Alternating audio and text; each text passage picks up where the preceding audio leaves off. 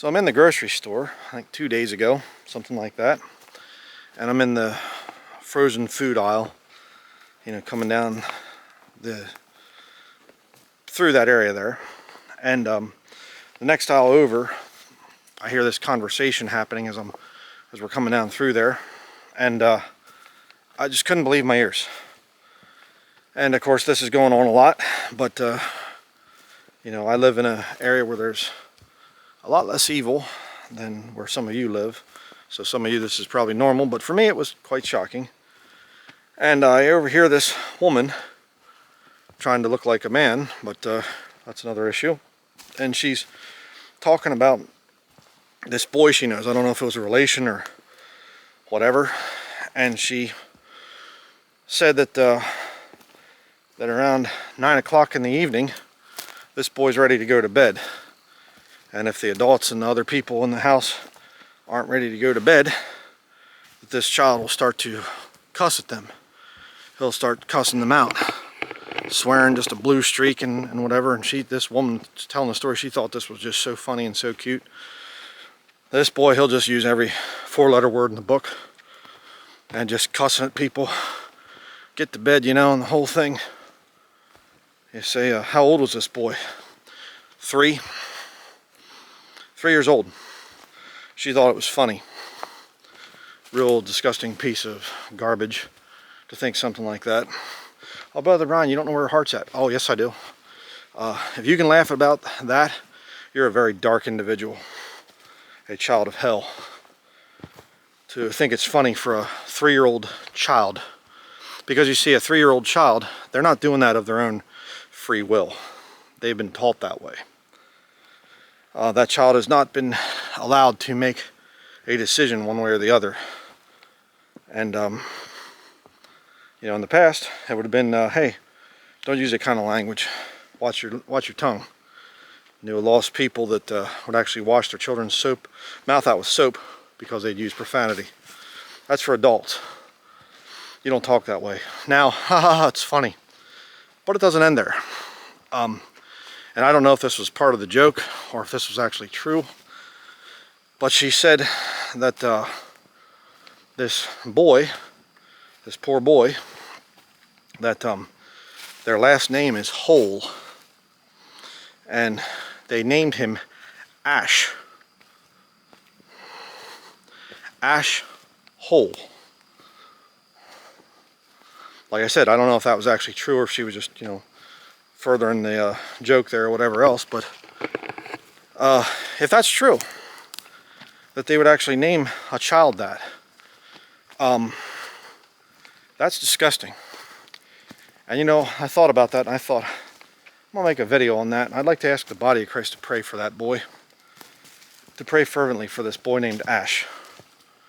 If it is in fact a true story. And it sounded like it was true. It wasn't that's a funny joke or something. No, it sounded like they were, this female personage was actually being honest about it. And I'm thinking, quite frankly, the Lord decides to take that child out of that family situation, take the child home, go into eternity. The Bible says that sin is not imputed where there is no law. That child doesn't understand anything yet. He doesn't know his right from his left. He knows how to use profanity, but he doesn't know his right from his left. And so what I'm saying is, a child in that situation would be better being taken home to be with the Lord. If you know what I'm saying. Because I'm sure that there's other types of abuse as well. Be it substance abuse, secondhand smoke, and whatever else. And I knew a woman the one time, and she was raised by a drug addict mother, and she said, as a little girl, she had to take care of her mother while her mother was passed out on the sofa or on the floor or whatever, and she had to make the meals and do things and help her mother out as a little girl. That's disgusting. That's a terrible thing. Put a child through that. So, pray for this boy named Ash. That the Lord has mercy on that child because he's obviously not being given a chance. Just so disturbing to think about that and to see that. But I'm going to look up a scripture here quick, which I got to thinking about this whole situation. In the book of 2 Peter, the Bible says,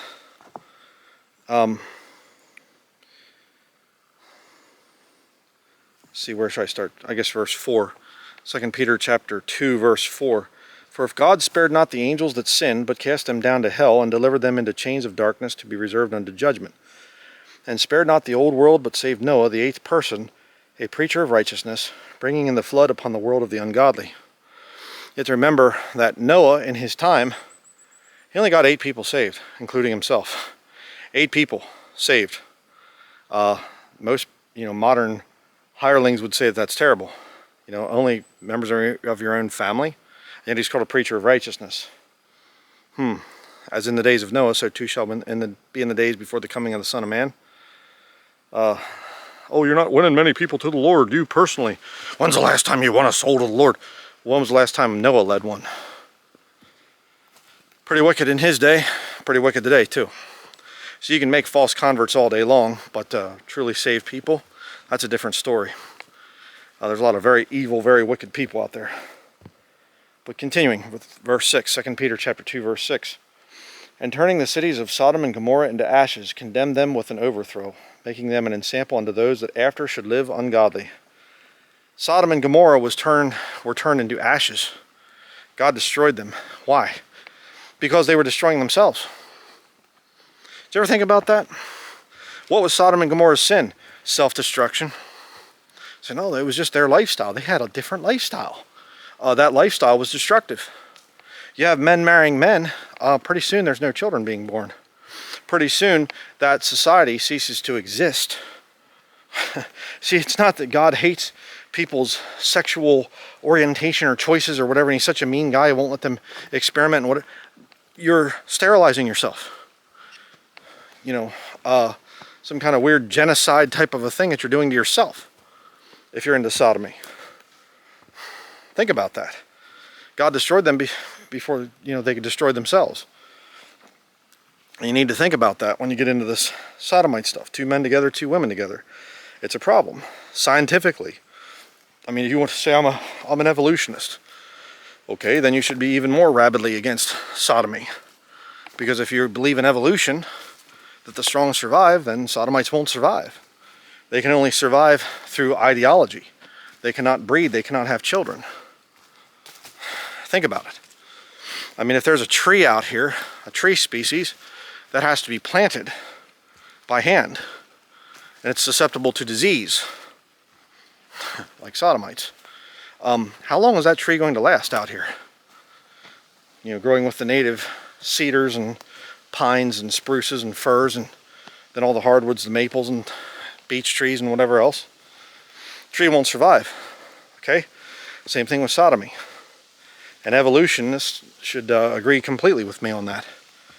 They say, well, I guess these people have been chosen by the gene pool or whatever, by evolutionary processes to be exterminated. I don't teach that, but that's what evolutionists should believe.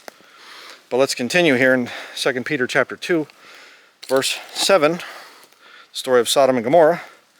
And delivered just Lot, vexed with the filthy conversation of the wicked. Conversation in your King James Bible is a much more detailed word than our modern conversation word. Conversation can mean actions and speech. How do you know? Continue, verse 8. For that righteous man dwelling among them, in seeing and hearing, vexed his righteous soul from day to day with their unlawful deeds. Did you know it's an unlawful deed to use profanity? Did you know that? Just like yelling fire in a crowded theater, that's an unlawful deed. Well, using filthy language should also be an unlawful deed. Well, Beaver Logging Incorporated is working here in the area. You can see right there, they felled this tree. So, amazing, one of God's creatures right there did that logging work, felled it, and he felled it towards the water. Beavers almost never miss. Interesting. Yet man with his chainsaws, modern chainsaws, they fell trees the wrong way all the time. You can see plenty of videos on YouTube about that. But Mr. Beaver comes along there chewing away, right out into the water. Amazing. He learned that from millions of years of mistakes. Right. Well, if you make mistakes and you die because you can't survive the winter, well, then you're not going to evolve. But anyhow, verse 9, the Lord knoweth how to deliver the godly out of temptations, and to reserve the unjust unto the day of judgment to be punished.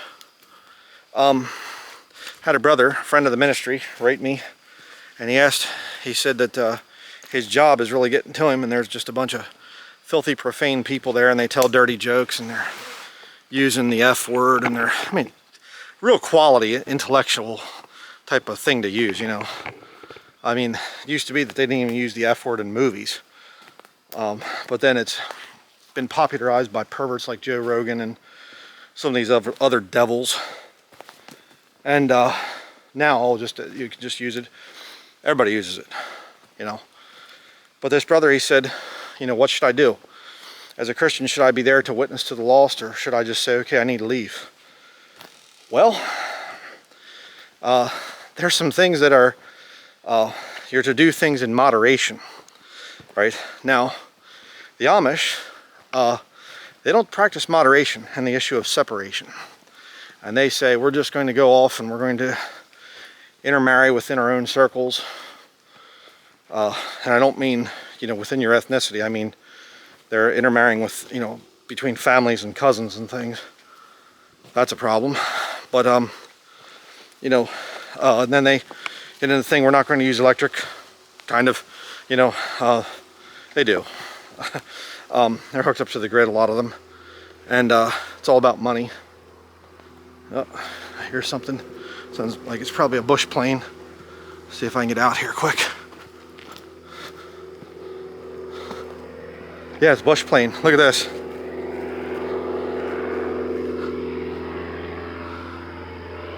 There he is, taking off. Hopefully you can see that.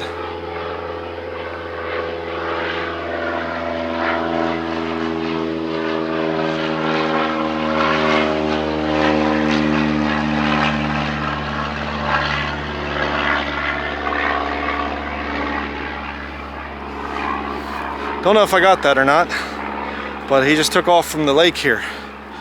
Really neat. That's Oliver's dream. He wants to be a bush pilot, landing on lakes and everything else. No runway needed. No air traffic control tower. Oh, look, lake looks good. Land on it. But actually learned that it's easier to land on one that's a little bit choppy than one that's just glassy smooth, because the choppy one you can see where the water's at. You can gauge how far away it is and everything else. But anyhow, getting back to what I was saying there, if I can remember, it's kind of neat seeing that. You don't get to see that very often. I've seen plenty of bush planes going over, but one taking off like that, that was special. But, you know, this brother said, you know, should I get another job? Should I leave? Well, yes, you should. Again, separation. All right. Now the Amish, they take it too far, and they, you know, they make this separate little thing, and you have to dress differently and drive in different vehicles and live differently and whatever, which a lot of times they don't. But it's all this, you know, worldly separation stuff. But for a Christian, you don't just say, you know, I'm going to move into the most evil, wicked, vile place, and I'm going to be a good witness to that there. Well, if that's true, then why did God tell Lot to leave Sodom and Gomorrah? He delivered him. Lot was just. And Lot had some issues. He really did. Some morality issues, we'll say. But he delivered just Lot. Got him out of the city. Why then would God tell a Christian to go in there? Well, so you can be a witness to the lost world and things. You know what would be the best witness to the lost world? If Christians everywhere just say, you know what, pulling out. Let's get out of these cities. Let's get out of these wicked places. There's no standards here about using profanity on the job site and whatever else. Okay, then I'm leaving. And Christians started to establish their own businesses and started to move to areas where they could practice their faith without a bunch of weird cross-dressing perverts trying to force their ways on them. And all of a sudden, you would see God start to pour out his wrath on a lot of these wicked sinners. And they would start to think, maybe, just maybe, there's something to this Christianity. But see, professing Christians are so enmeshed with the world right now, here in America especially, that it's just sort of a, I don't know, how do you even judge that whole system? How do you make the separation of God's children with the lost world? And I think it's 2 Corinthians chapter 6 talks about having no fellowship with the unfruitful works of darkness. Okay, you're supposed to get out. You're supposed to be away. I look back at my own life. I was going to be a professional wood turning artist, and I was going to bigger shows and getting into bigger art galleries and things, and the Lord stopped that, because I would have gone into it and I would have ended up in hell. I know that I would have. Going to these places and the girls dress for success, and show as much skin as you can without getting arrested for indecent exposure. And I would have fallen probably for some girl like that. And it was back before I was saved. I probably never would have been born again. And now I look at that whole world and I think, boy, I'm sure glad the Lord delivered me. I'm sure glad I get to live in a place like this. And I hear people and they say, kind of imply that this is some kind of you have to be wealthy to live out here. That blows my mind. No, you have to be dedicated. I couldn't afford to live in the city. The prices of housing and things and rent, whatever else, you talk about expensive. You say, well, the cost of living out there. Well, cost of living, maybe it's a little bit more to go to the grocery store here or something. But I don't think it's that much more.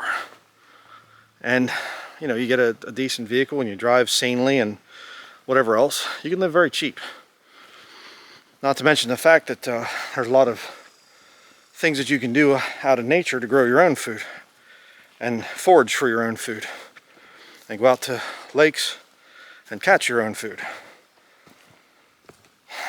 So, but should Christians get out? No, I think you should just stay there and just spend your whole life wishing that you could do something and never getting it done. Because, you get to have another life and another life and another life. No, you get one shot at life, brethren. You need to think about that. As many of you know, you've been around for a while, for the new subscribers. I was born and raised in Lancaster County, Pennsylvania, and I saw my hometown area, which was when I was a boy, back in the early 1980s, when I was old enough to understand things. I started to see the buildup of my area, and just looking, there's somebody's trash floating out here in the water on a beautiful lake. You have to be a real sick individual to just come out here and throw your garbage into the water. I don't think I can get out to it, unfortunately. Yeah, there's somebody's bottle of water out there. You can see it out there, right there. I was fishing the one time many years ago, and some woman came, she was changing her baby's diaper, the disposable type, changes it, throws it into the river. I just looked at her and said, what are you doing? What? Get back to the city, please. But I'm forgetting what I was saying. Just the thing of living out here. That's what it was. Born and raised in Lancaster County, and I saw things getting built up, and I thought, I don't really want to be around that. And I was dreaming of moving away I always dreamed of moving to northern Pennsylvania. That's why my wife and I went up there after we got married. Went to help at a Baptist cult building and store and things. That whole debacle. Ugh. Back in 2013. And but you know, I knew I had to leave the area. I knew I was going to be a poor man living in some dead-end street or some little development or whatever and things. And you know, and if you live that way and you're happy that way, okay, fine, whatever. I'm not trying to put you down, but this is where I belong, out here. And there are compromises, there are things that you have to do. It's a difficult life sometimes. I've been working hard, you know, 12, 14 hours a day, getting things done and moved around and lifting heavy objects and all the other stuff, you know. Just, it's a hard life out here. And I'm looking to get log length firewood sometime within the next month or so. And then I'm going to be sawing and splitting firewood for next year, because I didn't get a good chance to do it for the new property this year. Got some from my land where we were living. Got some firewood done there, and I have to haul that to the new property. But the whole thing is, it's a hard life, but it's worth it. And you know what? You might have to make some hard decisions, brethren. You might have to say, we're willing to make some sacrifices to get away from these wicked people. You need a sanctuary in this world. You know, you need a place to, like the old hymn says, take time to be holy, speak oft with thy Lord, abide in him only, and feed on his word. You're going to need to get away from some of the evil. And of course, if you understand what could be happening in the not too distant future when this country finally collapses, you might do very well to get away from the evil of the city or an evil job. And don't think for 1 second that the scamdemic stuff is over. When they see people submit like that, they'll try it again eventually. And so make some sacrifices, do some things. We did, and it was rough. We went through some rough times, but you know what? It's worth it. I wouldn't trade this here for going and living in some town or whatever else. So, you know, I remember the Baptists tried to keep their claws in me when I was leaving Gasland. There were some other Baptists that were offering to help and come be part of their church building and all that stuff. And wisely, I said no to them, and I'm glad I did.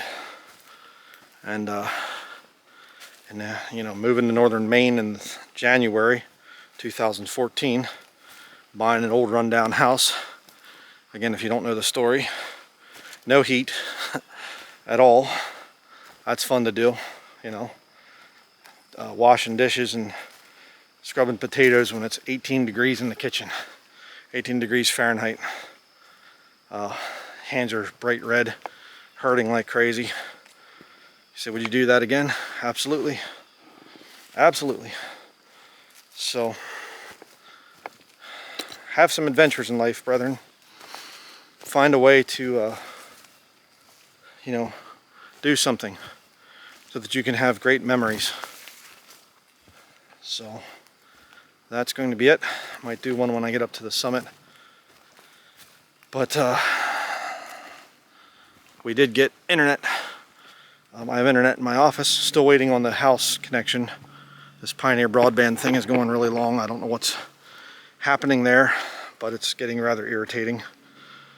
And so we're still working on some stuff there. But thankfully, I can actually get to doing more research and more things. I don't know where that airplane's going.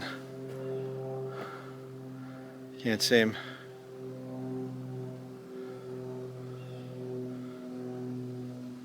He seems to be circling that bush plane there.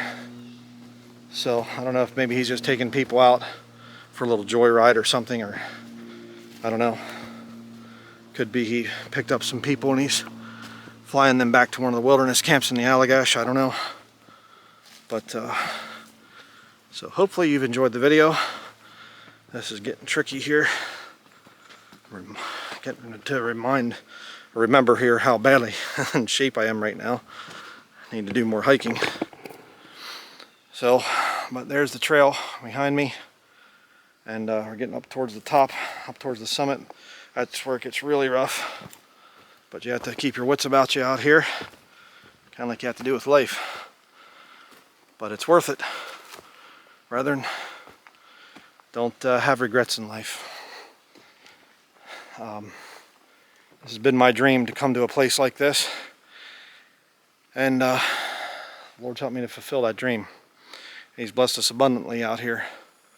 So I'll leave you with this beautiful scene, and we'll see you in upcoming videos. Thank you for watching.